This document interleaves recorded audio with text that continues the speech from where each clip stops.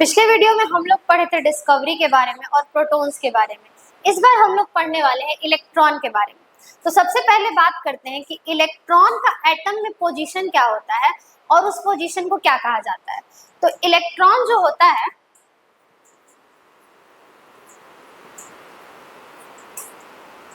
वो एटम में बाहर की तरफ रहता है और ये एटम का क्या होता है, न्यूक्लियस होता है, जिसको हम लोग अच्छे से जानते हैं, जिसमें P+N होता है।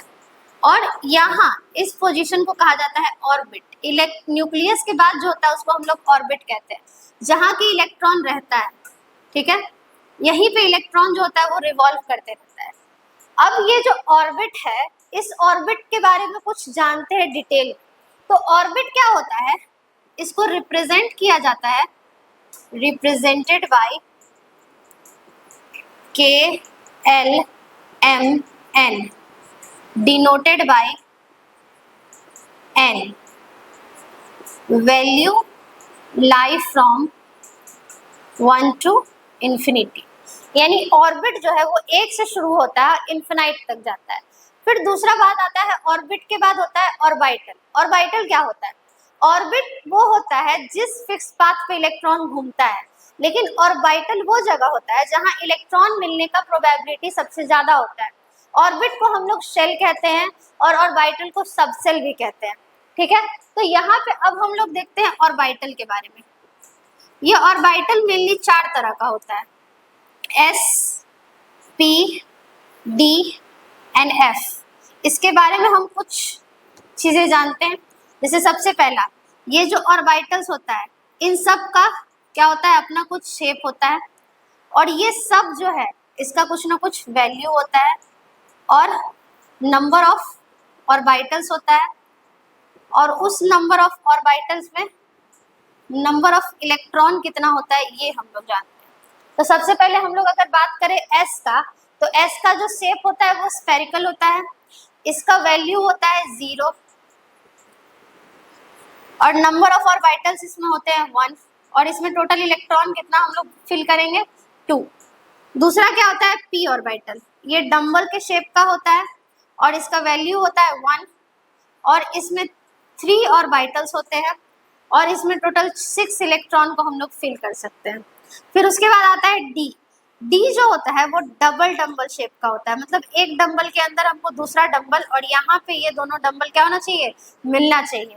ये जो है इसको हम लोग क्या कहेंगे, D का यही शेप होता है क्या, डबल डंबल। इसका वैल्यू होता है 2 और इसमें नंबर ऑफ ऑर्बिटल्स होते हैं 5, 1 2 3 4 5 और इसमें टोटल 10 इलेक्ट्रॉन को फिल किया जाता है। अगला आता है F ब्लॉक। F ब्लॉक जो होता है वो 3D शेप का होता है, जिसको हम लोग यहाँ नहीं ड्रॉ कर सकते हैं और इसका वैल्यू होता है 3 और इसमें टोटल 7 ऑर्बिटल्स होते हैं, 1 2 3 4 5 6 और 7 ऑर्बिटल्स होते हैं। ठीक है, और इसमें टोटल 14 इलेक्ट्रॉन को फिल किया जाता है। अब देखते हैं यहाँ पे इलेक्ट्रॉन्स को जो फिल किया जाता है, इलेक्ट्रॉन फिलिंग के लिए 3 रूल आया था, अब्बाउ का, पाउली का और हुंड का। अब्बाउ क्या दिए थे, N+L रूल दिए थे, जिससे कि हम लोग इलेक्ट्रॉनिक कॉन्फ़िगरेशन लिखते हैं। जैसे यहाँ एग्जांपल के लिए हम लोग देखते हैं ना कि हमको 1 to 30 एटॉमिक नंबर तक का ये निकालना है, इलेक्ट्रॉनिक कॉन्फ़िगरेशन लिखना है। ठीक है, तो इस इलेक्ट्रॉनिक कॉन्फ़िगरेशन को हम लोग कुछ इस तरह से लिखते हैं, 1s2 2s2 2p6 3s2 3p6 4s2 3d10। ठीक है, ये 30 तक के लिए हो गया, 2 to 4 6 10 10 to 12 6 18 to 20 और 10 30। अब यहाँ पे कुछ ध्यान देने वाला बात क्या है कि पहले S बढ़ाता है फिर P बढ़ाता है। ठीक है, और यहाँ क्या हुआ, पहले हम लोग क्या कर रहे थे, 1 2 3 और 3 के पहले ही यहाँ पे 4 आ गया। तो यहाँ पे जो रूल फॉलो हुआ था इसको कहा जाता है N+L रूल, जो कि अब्बाउ के द्वारा दिया गया था। अब्बाउ का क्या कहना था कि आप ऑर्बिट और ऑर्बिटल दोनों के वैल्यू को ऐड कीजिए और ऐड करने के बाद जो छोटा आता है उसको प्रायोरिटी दीजिए। जैसे यहाँ पे क्या हुआ कि अगर यही वैल्यू N+L रूल से अगर हम लोग देखते हैं तो 1s और 2s में पहले किसको फिल होना चाहिए, 1 और s का वैल्यू क्या हो गया 0, 2 और यहाँ s का वैल्यू क्या हो गया 0। तो पहले 1s बढ़ाना चाहिए, फिर क्या बढ़ाना चाहिए 2s, क्योंकि लोअर को पहले बढ़ा जाता है फिर हायर को बढ़ा जाता है। लेकिन जब ऐसा हो कि दोनों अगर सेम आ जाए, तो अगर n+l रूल दो ऑर्बिट के लिए सेम ही आ जाए, तब हम लोग क्या करेंगे? जैसे यहाँ पे हम लोग देखते हैं 2p और 3s में ऐसा ही होता है, 2p 3s, 2 प्लस p का वैल्यू 1, 3 प्लस s का वैल्यू कितना 0, तो यहाँ ये भी 3 हो गया, ये भी 3 हो गया। तो यहाँ पे अब बाबू क्या कहे थे कि ऐसा अगर हो जाए तो आप n को प्रायोरिटी दीजिए, n+l रूल में जो लोअर होता है उसको पहले भरते हैं, उसके बाद हम लोग क्या करते हैं, अगर दोनों सेम आ गया तो जिसका वैल्यू कम है वो पहले भराएगा, यानी कि n को प्रायोरिटी दिया जाता है।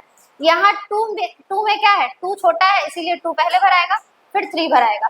वही सेम चीज यहाँ पे भी हुआ है, यहाँ पे भी क्या हुआ है 4 + 0, 4 + 0 तो 4 रह गया, और यहाँ 3D में क्या हो गया 3 प्लस d का वैल्यू कितना बैठाएंगे 5, तो n+l रूल के कारण 4s कहाँ चला आया है आगे और 3D कहाँ चला गया पीछे।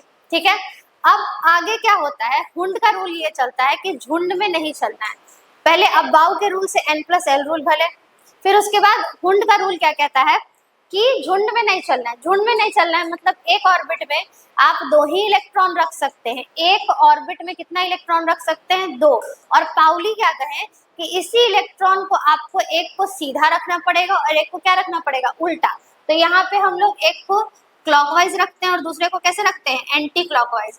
और यहाँ पे अगर हमको जैसे p में कितना इलेक्ट्रॉन भराता है टोटल 6, तो यहाँ जब हम लोग भरना शुरू करते हैं तो एक एक ऑर्बिट में पहले 1 2 3 फिर 4 5 और 6, ये जस्ट लाइक कॉन्सेप्ट है जैसे हमारे यहाँ गेस्ट आ गए और मेरे पास 3 ही बेड है। ठीक है, तो 3 बेड पे क्या होगा, पहले एक लोग 3 लोग पहले आए तो 3 को हम सुला देंगे, फिर जब एडजस्ट करना होगा तो एक बेड पे क्या करेगा, एक सीधा एक उल्टा, फिर एक सीधा एक उल्टा, एक सीधा और एक उल्टा। तो पहले हम लोग क्या करते हैं, जितना ऑर्बिटल्स है उसको फिल कर देते हैं 1 2 3 और 4 और 5, और उसके बाद इसको उल्टा एंटी क्लॉकवाइज फिल करते हैं। ठीक है, तो इस तरह से 3 साइंटिस्ट मिलके इलेक्ट्रॉनिक कॉन्फ़िगरेशन का रूल दिए, अब्बाउ, पाउली एंड हुंड। ये सारा चीज हम लोग याद रखेंगे और मिनिमम 30 तक हम लोग इलेक्ट्रॉनिक कॉन्फ़िगरेशन कैसे किया जाता है वो देखेंगे, क्योंकि जब तक हमको इलेक्ट्रॉनिक कॉन्फ़िगरेशन नहीं करना आएगा, ना हम वैलेंस इलेक्ट्रॉन निकाल सकते हैं, ना हम 4 इलेक्ट्रॉन निकाल सकते हैं, ना हम वैलेंसी निकाल सकते हैं, ना ग्रुप नंबर निकाल सकते हैं, ना पीरियड निकाल सकते हैं। इसका मतलब जितना भी सारा चीज होने वाला है आगे वो सब रिलेटेड है इलेक्ट्रॉनिक कॉन्फ़िगरेशन से। इतना का आप स्क्रीनशॉट ले लीजिए। अब हम लोग देखेंगे टाइप्स ऑफ इलेक्ट्रॉन के बारे में। तो इलेक्ट्रॉन जो होता है वो बेसिकली 2 टाइप का होता है, एक को कहा जाता है कोर इलेक्ट्रॉन और एक को कहा जाता है वैलेंस इलेक्ट्रॉन। अब कोर इलेक्ट्रॉन और वैलेंस इलेक्ट्रॉन जानने के लिए सबसे पहले हम लोग को करना पड़ेगा इलेक्ट्रॉनिक कॉन्फ़िगरेशन। ये जो इलेक्ट्रॉनिक कॉन्फ़िगरेशन है, जैसे यहाँ पे हम एक एग्जांपल ले लेते हैं। एग्जांपल क्या लेते हैं, नाइट्रोजन। नाइट्रोजन का हमको यहाँ पे कोर इलेक्ट्रॉन और वैलेंस इलेक्ट्रॉन दोनों निकालना है। तो सबसे पहले हमको ये पता होना चाहिए कि नाइट्रोजन का एटॉमिक नंबर कितना होता है। तो नाइट्रोजन का एटॉमिक नंबर होता है 7। तो अब हम लोग इसका कॉन्फ़िगरेशन कर सकते हैं, क्योंकि अगर 7 है तो नंबर ऑफ इलेक्ट्रॉन भी इसमें कितना होगा 7। अब इसका इलेक्ट्रॉनिक कॉन्फ़िगरेशन करते हैं, जैसे पीछे सीखे थे 1s2 2s2 2p3, इतना ही इलेक्ट्रॉन हमको रखना है। यहाँ से आप देखेंगे कोर इलेक्ट्रॉन क्या है और वैलेंस इलेक्ट्रॉन क्या है। आउटर मोस्ट ऑर्बिट में जो इलेक्ट्रॉन होता है उसको हम लोग कोर इलेक्ट्रॉन कहते हैं। तो बहुत सारे लोग को कंफ्यूजन क्या होता है कि नाइट्रोजन का जो ये वैलेंस इलेक्ट्रॉन होगा वो 3 होगा, जबकि ऐसा नहीं है, आउटर मोस्ट ऑर्बिट में कहा गया है। तो नाइट्रोजन का आउटर मोस्ट ऑर्बिट क्या है 2 है, तो यहाँ पे क्या है एक ऑर्बिट है फिर दूसरा ऑर्बिट है, मतलब सेकेंड ऑर्बिट पे जितना इलेक्ट्रॉन है टोटल गिनना पड़ेगा ना। तो यहाँ पे क्या है 3 इलेक्ट्रॉन यहाँ है और 2 इलेक्ट्रॉन यहाँ है सेकेंड ऑर्बिट पे, मतलब टोटल वैलेंस इलेक्ट्रॉन कितना हो गया 5 इलेक्ट्रॉन। नाइट्रोजन का वैलेंस इलेक्ट्रॉन कितना हो गया 5, यानी इसके आउटर मोस्ट ऑर्बिट पे कितना इलेक्ट्रॉन है तो 5 है। और अगर इसका हम लोग कोर इलेक्ट्रॉन का बात करें तो वैलेंस के अलावा जो इलेक्ट्रॉन बच जाता है उसको हम लोग क्या कहते हैं कोर इलेक्ट्रॉन कहते हैं। अब यहाँ पे कोर इलेक्ट्रॉन जो होता है वो डोंट पार्टिसिपेट इन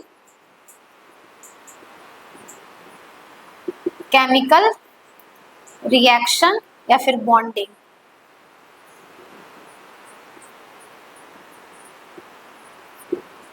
और वैलेंस इलेक्ट्रॉन जो होता है पार्टिसिपेट इन केमिकल रिएक्शन और बॉन्डिंग। कोर इलेक्ट्रॉन जो है वो केमिकल रिएक्शन या फिर बॉन्डिंग में पार्टिसिपेट नहीं करता है, लेकिन जो वैलेंस इलेक्ट्रॉन होता है वो केमिकल रिएक्शन या फिर बॉन्डिंग में पार्टिसिपेट करता है। वैलेंस इलेक्ट्रॉन जो है वो आउटर मोस्ट का जो इलेक्ट्रॉन होता है उसी को हम लोग क्या कहते हैं, वैलेंस इलेक्ट्रॉन कहते हैं। वैलेंस सेल में जो इलेक्ट्रॉन होता है आउटर मोस्ट ऑर्बिट को कभी कभी हम लोग वैलेंस सेल भी कहते हैं, ठीक है। अब यहाँ से दो चीज हमको निकालना आ गया, कोर इलेक्ट्रॉन और वैलेंस इलेक्ट्रॉन। अब आगे हम लोग जानते हैं वैलेंसी के बारे में, आखिर ये वैलेंसी क्या होता है, ठीक है। वैलेंसी का मतलब होता है combining capacity of an element. किसी भी एलिमेंट के कंबाइन करने का जो कैपेसिटी होता है उसी को हम लोग वैलेंसी कहते हैं। जैसे यहाँ पे एक एग्जांपल से, यहाँ क्या था, नाइट्रोजन था, तो नाइट्रोजन का वैलेंसी कितना होगा ये हमको नहीं पता है। तो कोई भी जो एलिमेंट होता है वो ऑक्टेट रूल को पूरा करता है, मतलब वो अपने आउटर मोस्ट ऑर्बिट पे चाहता है कि 8 इलेक्ट्रॉन हो।